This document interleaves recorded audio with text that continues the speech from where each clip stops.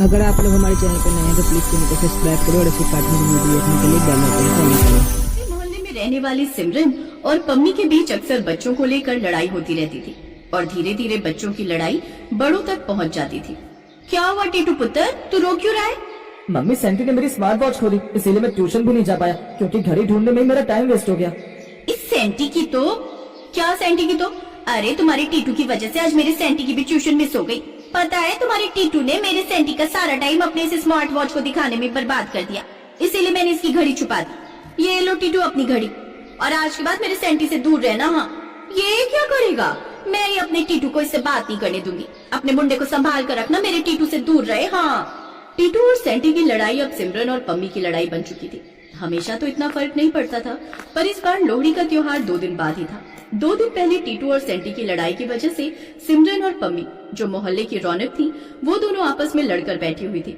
इसी वजह से मोहल्ले के और भी लोग परेशान थे। झाई जी, बाबूजी, मैंने तो सोच लिया इस बार हम अपनी लोहड़ी अपने आंगन में जलाएंगे। मैं पम्मी के साथ लोहड़ी का त्योहार नहीं मना सकती।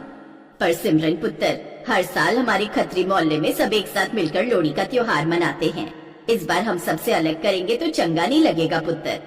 झाई जी, मुझे कुछ नहीं पता। मैं जानती हूँ पम्मी जिस फंक्शन में होगी वहाँ लड़ाई जरूर होगी, इसलिए मैं लड़ाई से दूर रहना चाहती हूँ। मैं लोहड़ी का त्योहार अकेले मना लूंगी, पर पम्मी के साथ नहीं मनाऊंगी। मैं लोहड़ी का प्रसाद लेने के लिए बाजार जा रही हूँ। राजरानी, कोई फायदा नहीं उसे कुछ कहने का।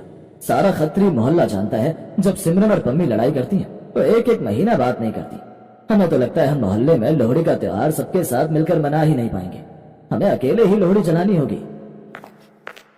झाई जी, बाबूजी, सिमरन कहाँ है? सुरजीत अंकल और हरप्रीत आंटी मिले थे, पूछ रहे थे लोहड़ी के फंक्शन के लिए मोहल्ले में क्या तैयारी करनी है। क्या तैयारी करें? सिमरन और पम्मी की लड़ाई के बाद अब कुछ समझ ही नहीं आ रहा कि क्या तैयारी करें।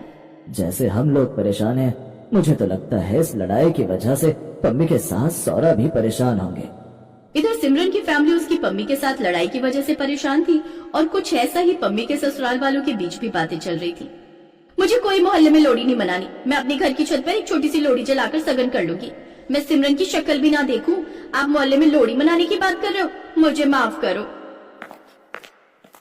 मैं पहले ही कह रही थी कि तुझसे रहने दो। इतना सारा लोहड़ी का सामान का ऑर्डर दे आए हो। अरे, लोहड़ी मनाने के लिए पम्मी तैयार भी तो हो। रहने दे कुलजीत, पम्मी नहीं मानेगी।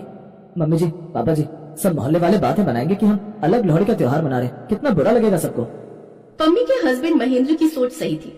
मोहल्ले में सब इस बात को लेकर बातें करना शुरू हो गए थे। क्या अरुणा जी और छाबड़ा जी की फैमिली का एक भी बंदा मोहल्ले में लोहड़ी का त्योहार मनाने नहीं आएगा? फिर हम सब क्या करेंगे? मोहल्ले में जब लोहड़ी का त्योहार होता है तो सबसे ज्यादा रौनक सिमरन और पम्मी लगाते हैं। उन दोनों का गिद्दा और बोलियां सारे मोहल्ले में धूम मचा देती हैं। मम्मी, आप सही कह रहे हो। सिमरन भाभी और पम्मी भाभी इतना अच्छा डांस करती हैं, उनके बिना तो ये लोहड़ी का त्योहार अधूरा है। कोई ऐसा तरीका नहीं है जिससे पम्मी भाभी और सिमरन भाभी की सुलह हो जाए और उन दोनों के बीच की लड़ाई खत्म हो जाए? अब कुछ नहीं हो सकता। छोटी सी बच्चों की लड़ाई उन दोनों ने गंभीरता से लेनी। उनकी वजह से मुझे लगता है टीटू और सेंटी दोनों बच्चे भी मोहल्ले में त्योहार मनाने से रह जाएंगे। अगर ऐसा हुआ तो भांगड़ा प्रतियोगिता में वो दोनों भाग नहीं ले पाएंगे, जबकि टीटू और सेंटी दोनों बहुत अच्छा भांगड़ा करते हैं। टीटू और सेंटी दोनों ने पड़ोसियों की बातें सुन ली थी। बच्चे बहुत नादान होते हैं। ये बात सच है कि टीटू और सेंटी पिछले इतने दिनों से एक दूसरे के साथ नहीं खेल पा रहे थे। इस वजह से दोनों एक दूसरे से बात करना तो चाहते थे, पर अपनी अपनी मम्मी के डर से दोनों एक दूसरे से बात करने में डर रहे थे। मोहल्ले में लोहड़ी की तैयारी शुरू हो गई। मोहल्ले के बीचों बीच लोहड़ी जलाने के लिए लकड़ियां इकट्ठी हो गई। मोहल्ले की दुकानों से लोहड़ी के बीच प्रसाद के लिए मोहल्ले वाले मूंगफली, रेवड़ी, फुल्ले, गजक, तिल, लड्डू, गुड़ वगैरह खरीद कर ला रहे थे। स्टेज लगाया जा रहा था जहाँ पर सांस्कृतिक कार्यक्रम होने थे। सब लोग बहुत उत्साहित थे मोहल्ले में लोहड़ी के त्योहार को लेकर। लेकिन टीटू और सेंटी के चेहरे उदास थे, क्योंकि उन दोनों के घर में इस सेलिब्रेशन में शामिल होने के लिए कोई भी तैयार नहीं था। कुछ देर बाद मोहल्ले में शोर मच गया।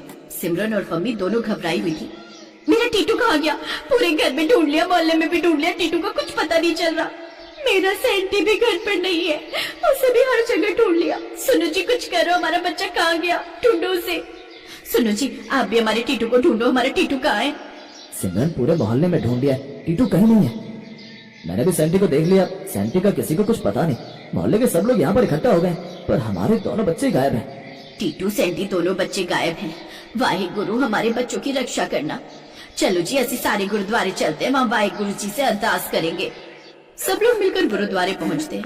सिमरन और पम्मी की आंखों में आंसू थे। वो दोनों बहुत रो रही थी। जैसे ही सबने वाहिगुरु जी के सामने माथा टेका, वहीं उन्हें टीटू और सेंटी बैठे हुए दिखाई दिए। उन दोनों की मासूम बातें सुनकर सबकी आंखों में आंसू आ गए। वाहिगुरु जी, अब हम कभी नहीं लड़ेंगे, हम दोनों पक्के दोस्त बनकर रहेंगे। मेरी मम्मी और सेंटी की मम्मी के बीच में लड़ाई खत्म करवा दो, वो दोनों फिर से दोस्त बन जाए। हम यही अरदास करने आए हैं। वाहिगुरु जी, दादी जी दादाजी कहते हैं कि जब आपसे कुछ मांगो तो आप जरूर देते हो। मैं अपनी मम्मी और सेंटी की मम्मी की दोस्ती के लिए आपसे अरदास मांगता हूँ। मैं भी वाहिगुरु जी, मेरी मम्मी और टीटू की मम्मी में फ्रेंडशिप हो जाए, मैं भी अरदास करता हूँ। टीटू, अब मैं तुझसे कभी नहीं लड़ूंगा। मैं भी तेरे से कभी नहीं लड़ूंगा सेंटी। टीटू और सेंटी एक दूसरे के गले लग जाते हैं और वाहिगुरु जी को माथा टेकते हैं। पम्मी, प्रॉमिस कर, अब हम कभी नहीं लड़ेंगे। प्रॉमिस सिमरन, कभी नहीं लड़ेंगे। वाहिगुरु जी, हमें माफ कर दो। सिमरन और पम्मी के बीच की लड़ाई खत्म हो जाती है। टीटू और सेंटी भी बहुत खुश थे। सब लोग वाहिगुरु जी का आशीर्वाद लेते हैं और खुशी खुशी लौटकर मोहल्ले में लोहड़ी मनाने की तैयारी करते हैं। सिमरन और पम्मी के चेहरे पर बहुत खुशी थी। उन दोनों की खुशी को देखकर पूरे मोहल्ले में खुशहाली आ जाती है। सब मिलकर धूमधाम से लोहड़ी का त्योहार मनाते हैं। भांगड़ा, गिद्दा, ढोल पर डांस करते हुए सब जलती हुई लोहड़ी के फेरे लेते हैं और एक दूसरे को लोहड़ी की लख लख बधाइयां देते हैं।